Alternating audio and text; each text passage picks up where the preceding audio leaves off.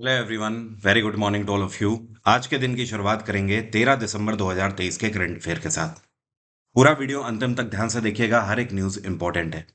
Current affair की PDF static GK के साथ आप मेरे टेलीग्राम से डाउनलोड कर सकते हैं। और मेरे टेलीग्राम का जो ऑफिशियल लिंक है वो वीडियो के डिस्क्रिप्शन में सबसे ऊपर दिया हुआ है। चलिए सबसे पहले बात कर लेते हैं कल के क्वेश्चन की। कल मैंने आपसे सवाल ये पूछा था कि इनमें से कौन सा विटामिन है जिसका बायोलॉजिकल नेम है टोकोफेरल। तो टोकोफेरल बोला जाता है विटामिन ई को। और आप में से मैक्सिमम स्टूडेंट्स ने सही आंसर दिया था। बिल्कुल बेसिक सा ये क्वेश्चन है। और हर साल इस तरीके के क्वेश्चन विटामिन एंड डिसीज से आपको कहीं ना कहीं एसएससी की हर एक शिफ्ट में रखे हुए मिलते हैं। चाहे आप किसी भी राज्य का कोई एग्जाम दे रहे हो, वहां पर भी विटामिन एंड डिसीज से क्वेश्चन ना आए, ऐसा कभी हुआ ही नहीं है और आगे भी ऐसा कभी होगा नहीं। तो आप विटामिन से बनने वाले जो भी क्वेश्चंस हैं उनको थोड़ा सा नजरअंदाज ना करें तो ही बेहतर होगा। बाकी जैसे कि डिसीजेस पे आपसे क्वेश्चन पूछे जाते हैं, एग्जाम्पल के तौर पर क्वेश्चन ऐसे पूछ दिया जाता है कि विटामिन बी की कमी से कौन सा रोग होता है, तो इसको बोलते हैं बेरी बेरी। ठीक है। इसी तरीके से पूछा जाता है विटामिन सी की कमी से जो रोग होता है उसे क्या बोलते हैं, इसको बोलते हैं स्कर्वी। क्या बोलते हैं? स्कर्वी। और विटामिन डी की कमी से इसको बोलते हैं रिकेट्स। ये रिकेट्स नाम की बीमारी होती है। और विटामिन डी की कमी का मतलब ये है कि जो हड्डियां हैं शरीर में, उनमें जो रिजिडनेस है वो कम हो जाती है, मतलब हड्डियां कमजोर हो जाती हैं और आसानी से टूट सकती हैं। और विटामिन ई की कमी से क्या होता है, इसको बोलते हैं इनफर्टिलिटी। मतलब हिंदी में बोले तो बांझपन, बच्चा ना पैदा कर पाना। अब कई बार आपसे रिस्क सोर्स भी पूछ देता है, ठीक है। तो एग्जाम्पल के तौर पर जैसे कि आपसे पूछा जाए कि विटामिन सी का रिस्क सोर्स क्या होते हैं, तो जितने भी खट्टे पदार्थ हैं आपको ध्यान रखना है, उन सब में विटामिन सी पाया जाता है। जैसे कि नींबू हो गया, संतरा हो गया, अंगूर हो गया, इन सब में साइट्रिक एसिड है, तो विटामिन सी जरूर उसमें मिलेगा। विटामिन डी का रिस्क सोर्स क्या है? तो ये तो सबसे बेहतर है धूप। ठीक है। धूप से बेहतर कुछ है ही नहीं। विटामिन डी सबसे ज्यादा रिस्क सोर्स वही माना जाता है। विटामिन ई के लिए जैसे कि नट्स वगैरह हो गए, अखरोट हो गए, काजू हो गए, बादाम हो गए, ये सारे मल्टीपल नट्स जो हैं, ये विटामिन ई का अपने आप में एक बहुत ही रिच सोर्स माने जाते हैं। चलिए अब शुरू करते हैं आज के करंट अफेयर। अभी हाल ही में इंडियन कोस्ट गार्ड का एक शिप है जिसका नाम है सजग। यह सजग मैरी टाइम कॉरपोरेशन के अंतर्गत गुडविल विजिट पर गया है। कौन सा देश में? तो इंडियन कोस्ट गार्ड का शिप सजग जो है ये पहुंचा संयुक्त अरब अमीरात में। और यूनाइटेड अरब अमीरात में जो दुबई का पर्टिकुलर पोर्ट है, ठीक है। और इसका नाम क्या है? इसका नाम है port Meena Rashid. Port Meena Rashid, Dubai का पोर्ट। तो वहां पर यह पहुंचा। और इस तरीके की गुडविल विजिट कई बार दो देशों के बीच में होती रहती है। और वहां पर इसका भव्य स्वागत भी किया गया है। तो ये अपने आप में कहीं ना कहीं भारत और यूनाइटेड अरब अमीरात की जो नेवीज हैं उनके बीच के कॉरपोरेशन को और आगे तक लेकर जाएगा, फ्रेंडली रूप में। अब अगर सजग की बात करें तो इसकी खास बात यह है कि ये सेंसर्स और हाईली एडवांस्ड वेपन सिस्टम से पूरे तरीके से लैस है, इक्विप्ड है। कम्युनिकेशन सिस्टम भी इसमें प्रो लेवल का है। और इतना ही नहीं, इस पर्टिकुलर शिप में एक इंटीग्रल हेलीकॉप्टर भी है। मतलब एक हेलीकॉप्टर ही अपने साथ लेकर चलता है कि अगर कभी भी कुछ ऐसा आ जाता है तो रेस्क्यू ऑपरेशंस परफॉर्म किए जा सकें। ये जो इंडियन कोस्ट गार्ड शिप सजग है, इसकी खास बात यह है कि इंडिजेनियसली डेवलप्ड है। मेक इन इंडिया प्रोजेक्ट के अंतर्गत ही पूरे तरीके से डेवलप है। तो वहां पर जब ये पहुंचा तो अपने आप में आकर्षक का केंद्र रहा। यूनाइटेड अरब अमीरात के डिप्लोमेट्स ने भी देखा कि भारत के मेक इन इंडिया प्रोजेक्ट की पावर क्या है। और संयुक्त अरब अमीरात की कैपिटल क्या है? इसको बोलते हैं अबू धाबी। और यहाँ के जो राष्ट्रपति हैं इनका नाम है जायद अल नहान। जायद अल नहान। और ऑस्ट्रेलिया की कैपिटल कैनबरा। और अमेरिका की कैपिटल वॉशिंगटन, यहाँ पर जय बिडेन की सरकार है। सऊदी अरेबिया की कैपिटल रियाद। अभी कुछ टाइम पहले मैं संयुक्त अरब अमीरात गया था। तो मैंने वहां पर पाया कि पहली चीज तो ये कि यहाँ पर इनकम टैक्स नहीं लगता है। किसी को भी इनकम टैक्स नहीं देना होता है। तो फिर यहाँ की सरकार कमाती कैसे है? देखिए, जो मेन थिंग है, यहाँ की सरकार कमाती है तेल से, पैसा बनाती है, ठीक है। ओके, क्रूड ऑयल से। दूसरा जो है, ये सर्विसेज से कमाते हैं। एग्जाम्पल के तौर पर इन्होंने अपने देश में हाई टेक्नोलॉजीज का हर जगह यूज किया हुआ है। ये हमेशा से आर्टिफिशियल इंटेलिजेंस के ऊपर बहुत एग्रेसिवली काम करते हुए आए हैं।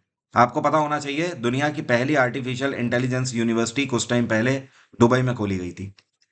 तो वहां पर मैंने देखा कि जैसे अपने यहाँ पर रोड में पर्टिकुलर ट्रैफिक पुलिस होती है चालान काटने के लिए, तो वहां पर ऐसा नहीं है। वहां पर जैसे ही आपने लेन अगर चेंज कर दी गलती से, तो इनके हाई सेंसर्स कैमरा हैं जो, वो आपकी स्पीड भी डिटेक्ट कर लेंगे, और पर्टिकुलर जो आपकी नंबर प्लेट है गाड़ी का, उसको स्कैन करके आपके मेल पे तुरंत चालान पहुंच जाएगा। इवन आपने लेन भी गलत डायरेक्शन में चेंज कर दी, तो भी आपका चालान पहुंच जाएगा। आपको पूरे यूनाइटेड अरब अमीरात के अंदर रोडों पर पुलिस ना के बराबर दिखाई देगी। इनकी पुलिस जो है, ये इनके पुलिस स्टेशंस में होती है, और वहां पर भी मैंने जाकर देखा था। इनकी पुलिस 24/7 हेलीकॉप्टर से लैस रहती है और हमेशा ऑपरेशंस के लिए तैयार रहती है। जैसे कुछ टाइम पहले एक वीडियो गेम था वाइस सिटी, जिसे बोला जाता था, तो उसमें देखते थे ना, कोई भी शहर में क्राइम हो गया तो पुलिस तुरंत चॉपर लेकर आ जाती थी। तो कुछ ऐसा ही है ये देश। बाकी अगर बात करी जाए तो इस देश का एक बहुत ही नेगेटिव पॉइंट मेरे को ये दिखा कि ग्रीनरी नाम मात्र के बराबर है, और जिसका कहीं ना कहीं खामियाजा इस देश के लोगों को भी भुगतना पड़ता है। बहुत सारी यहाँ पर आपको इस तरीके की डिसीजेस देखने को मिलेगी, जिससे कि स्किन इन्फेक्शंस हो जाते हैं लोगों को। तो यहाँ की जो सरकार है, मैंने देखा कि वो बहुत सारी ग्रीन बेल्ट लगा रही हैं, लेकिन यहाँ पर पौधे सरवाइव करना भी अपने आप में एक बहुत बड़ा चैलेंज है। तो इसके लिए मिलियनों डॉलर हर वर्ष यूनाइटेड अरब अमीरात की सरकार खर्च करती है।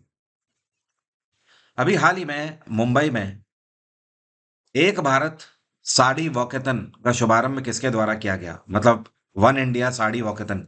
तो इसका शुभारंभ पीयूष गोयल के द्वारा किया गया। पीयूष गोयल इस टाइम पे टेक्सटाइल मिनिस्टर हैं, और ये जो लॉन्च किया गया है मुंबई में पर्टिकुलर वॉकेथन, इसका मेन उद्देश्य ये है कि भारत में जो टेक्सटाइल है उसका प्रमोशन, और इवन मेन है साड़ी का प्रमोशन। पूरे दुनिया में बहुत सारे ऐसे देश हैं जहां पर महिलाएं साड़ी पहनना पसंद करती हैं। इवन ये हमारी संस्कृति का भी हिस्सा है सबसे पहले।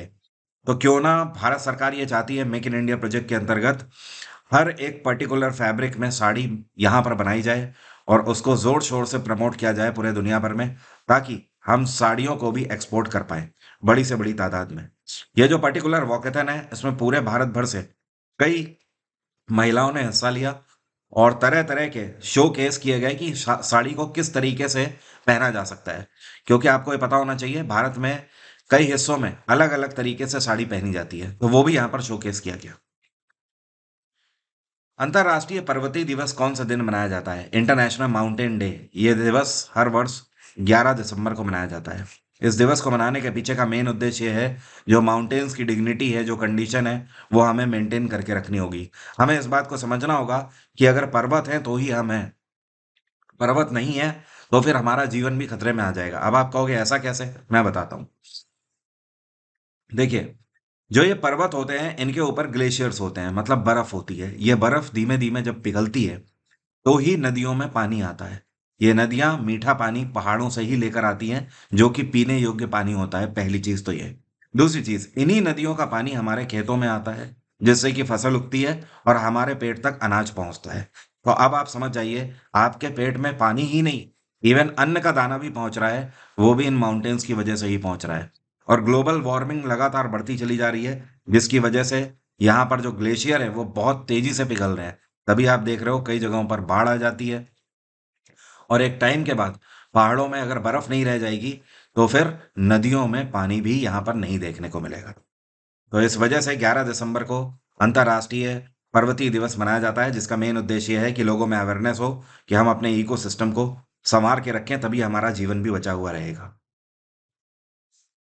अभी हाल ही में जीपीएआई समिट 2023 में युवा एआई को फीचर किया गया। यहाँ पर युव एआई का मतलब क्या है? युव एआई का मतलब है यूथ फॉर उन्नति and Vikas with artificial intelligence. Bharat सरकार ने यूथ फॉर उन्नति एंड विकास विद एआई के अंतर्गत ये टारगेट लिया है कि पूरे भारत भर के अंदर जो आने वाला युवा पीढ़ी है, मतलब जो बच्चे आज की डेट में जो स्कूलों में पढ़ रहे हैं, उनके करिकुलम में आर्टिफिशियल इंटेलिजेंस को शामिल किया जाए। और स्पेशली भारत सरकार ये चाहती है इस प्रोग्राम के अंतर्गत कि हर एक स्कूल में क्लास 8th से लेकर 12th तक की जो कक्षाएं हैं, इन कक्षाओं में पढ़ने वाले जो विद्यार्थी हैं, उनके करिकुलम में आर्टिफिशियल इंटेलिजेंस को शामिल किया जाए, ताकि आने वाले समय में वो अपनी टेक्नोलॉजी से अवगत रहें और भारत में ही research and development and innovation करें। यह कौन सा संस्थान है जिसने अभी एक लोन एग्रीमेंट पैक्ट साइन किया है जर्मन बैंक KfW के साथ, और जिससे कि ये यहाँ पर अपनी सर्विसेज को और बेहतर बनाएंगे? तो ये संस्थान है आरईसी लिमिटेड। तो आरईसी लिमिटेड ने जर्मन बैंक KfW के साथ ये लोन एग्रीमेंट पैक्ट साइन किया है। एक तरीके से आप बोल सकते हो आरईसी की मदद करेंगे जर्मन बैंक। और ये जो पर्टिकुलर पैक्ट साइन हुआ है, ये 200 मिलियन यूरो का साइन हुआ है। कितना? 200 मिलियन यूरो। आरईसी की अगर बात करें तो इसकी स्थापना 1969 में करी गई थी। इसका हेडक्वार्टर है नई दिल्ली और इसके चेयरपर्सन है VK देवगन, विवेक कुमार देवगन। और अगर जर्मन बैंक KfW की बात करें, इसकी स्थापना 1948 में करी गई थी। इसका हेडक्वार्टर है फ्रैंकफर्ट। फ्रैंकफर्ट बहुत ही खूबसूरत शहर है जर्मनी का। वैसे जर्मनी की कैपिटल है बर्लिन। और इसके जो CEO हैं, इनका नाम है स्टेफन विंटल्स। क्या नाम है? स्टेफन विंटल्स। IMF की स्थापना 1945 में करी गई। वर्ल्ड बैंक की स्थापना 1944 में और RBI की स्थापना 1935 में। वर्ल्ड बैंक का हेडक्वार्टर है वॉशिंगटन। IMF का हेडक्वार्टर भी वॉशिंगटन है और RBI का हेडक्वार्टर मुंबई है। अभी हाल ही में भारत की संसद में जम्मू कश्मीर को लेकर कितने बिल पास किए गए? तो जम्मू कश्मीर को लेकर अभी हाल ही में 2 बिल पास किए गए हैं। अब इन 2 बिलों का मतलब क्या है समझ लीजिए, बहुत इंपॉर्टेंट है ये समझना। देखिए, पहले बिल का प्रस्ताव पारित किया, इसमें ये प्रावधान है कि जम्मू कश्मीर की विधानसभा के अंदर 2 सीटें आरक्षित होंगी, जिसमें कि कश्मीरी माइग्रेंट कम्युनिटी से लोग आते होंगे। और 1 सीट आरक्षित करी गई है जो कि पाक ऑक्यूपाइड कश्मीर से होगा और ये POK को ही रिप्रेजेंट करेगा। तो ये अपने आप में एक बहुत बड़ा ट्विस्ट हो सकता है, क्योंकि अब आप देखो पार्लियामेंट में बिल पास हो चुका है जिसमें POK का भी जिक्र किया गया है। तो अब आप ये समझ लो कि असेंबली में एक ऐसा पर्सन होगा जो कि POK को रिप्रेजेंट करेगा।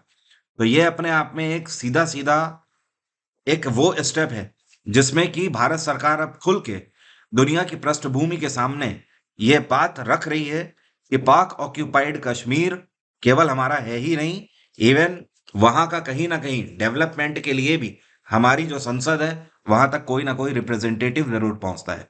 तो ये एक बहुत बड़ा ट्विस्ट आया है राजनीति के कॉरिडोर में इस टाइम पे।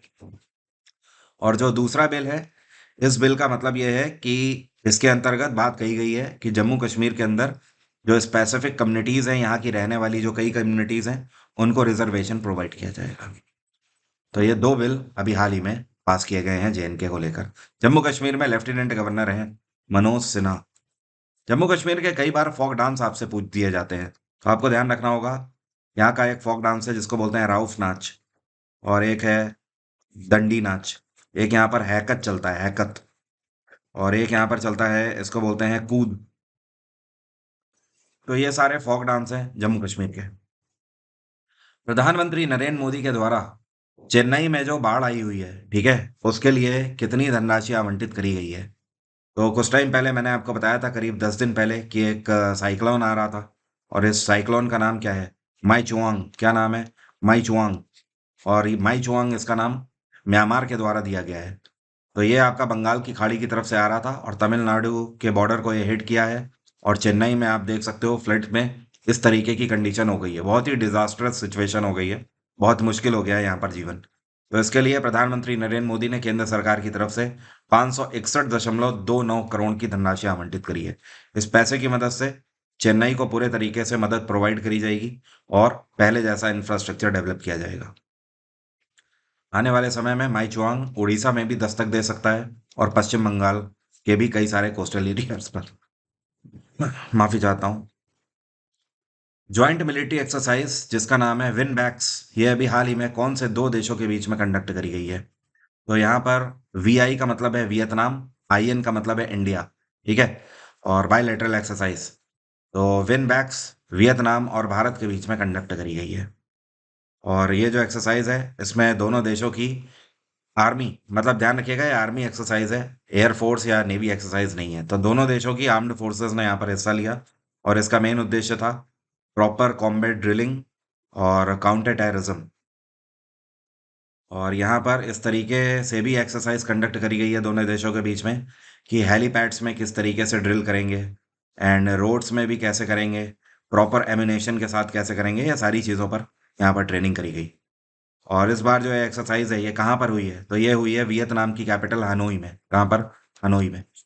अभी कुछ टाइम पहले 2023 की एक एक्सरसाइज हुई है जिसका नाम है सूर्य किरण ये कौन से देशों के बीच में हुई है?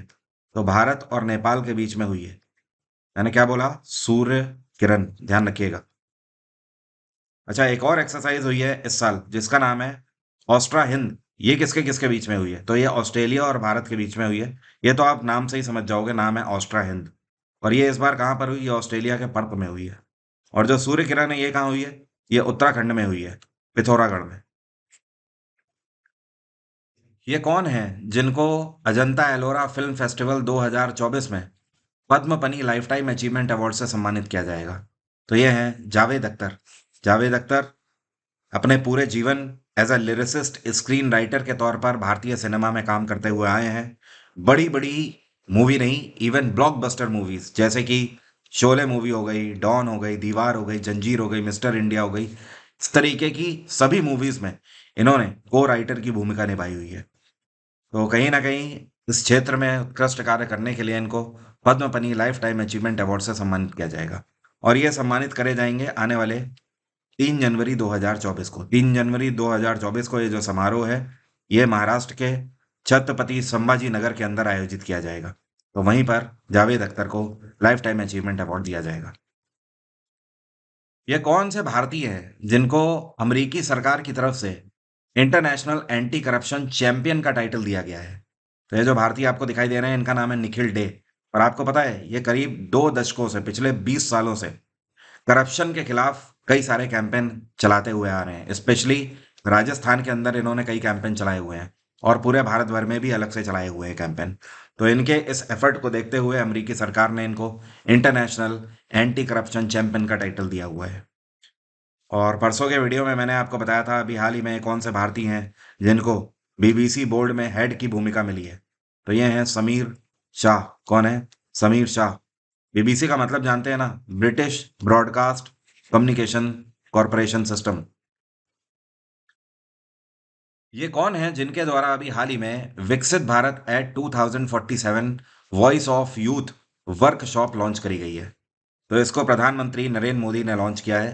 ये एक ऐसी वर्कशॉप है जिसके अंतर्गत 5 फील्डों पर ध्यान देने की बात कही जाएगी।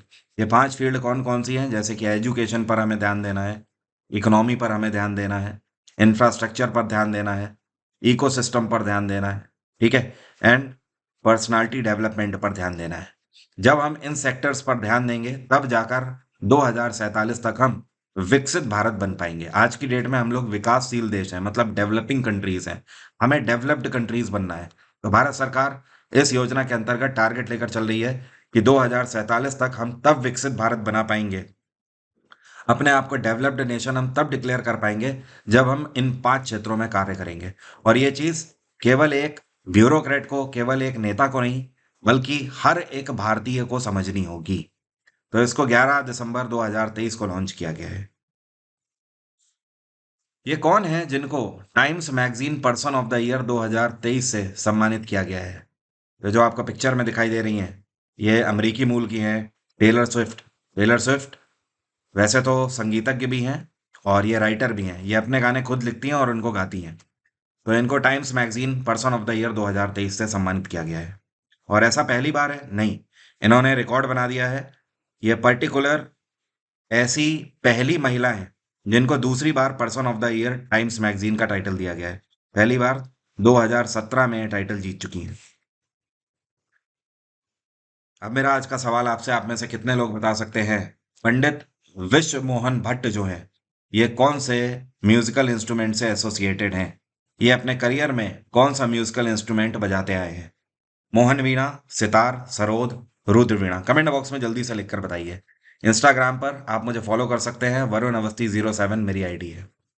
एग्जाम इंजन एप्लीकेशन में 2024 के किसी भी एग्जाम के लिए आप मेरा फाउंडेशन जीएस जीके का बैच अवेल कर सकते हैं, जिसमें मैंने history, polity, geography, science, economics सब कुछ कवर करी हुई है। इवन इतना ही नहीं, साथ में कंप्यूटर और प्रीवियस ईयर क्वेश्चन भी कराए हुए हैं। इस बैच की मदद से आप आसानी से किसी भी एग्जाम में 70% से ज़्यादा ही स्कोर करेंगे, कम नहीं करेंगे। और अगर आपको डिस्काउंट चाहिए तो ईमेल आईडी sscgsguru@gmail.com पर आप हमें एक मैसेज करिए, अपना कॉन्टैक्ट नंबर लिखिए और टीम आपको कोऑर्डिनेट करके डिस्काउंट भी प्रोवाइड करा देगी। इसके अलावा आप मेरा स्टैटिक जीके का batch, particular history, polity, geography, science, इस तरीके के पर्टिकुलर बैचेस भी अवेल कर सकते हैं। आज की बात यहीं तक रहेगी। Thank you so much. Have a nice day. Take care. Bye bye. आपका दिन मंगलमय हो।